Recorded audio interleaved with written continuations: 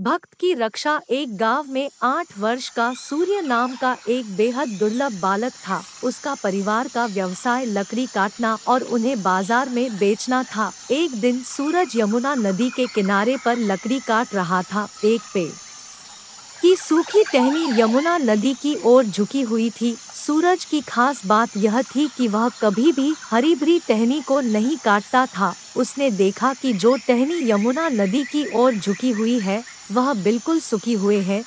उसने कुल्हाड़ी लेकर उसे काटने के बारे में सोचा। जैसे ही उसने अंतिम परिहार टहनी पर किया, टहनी नदी में गिर गई और सूरज ने भी उसी टहनी को बचाने के लिए यमुना नदी में छलांग लगा दी। यमुना नदी का बहाव बहुत ज्यादा तेज था क्योंकि वह मौसम बारिश का मौसम था।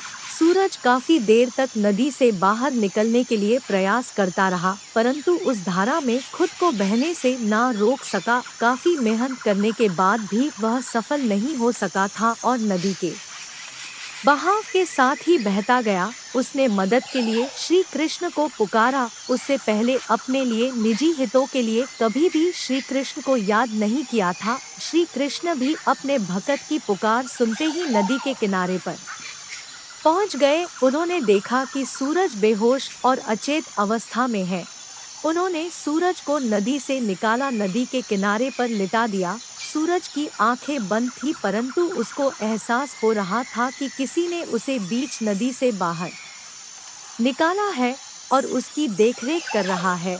जैसे सूरज की नींद उठा, उसने देखा उसके आसपास कोई भी नहीं है, परंतु वहां पर एक मोर पंख पड़ा था। इस मोर पंख को देखकर वह समझ गया कि उसके प्रभु श्री कृष्ण ने ही उसे बचाया था।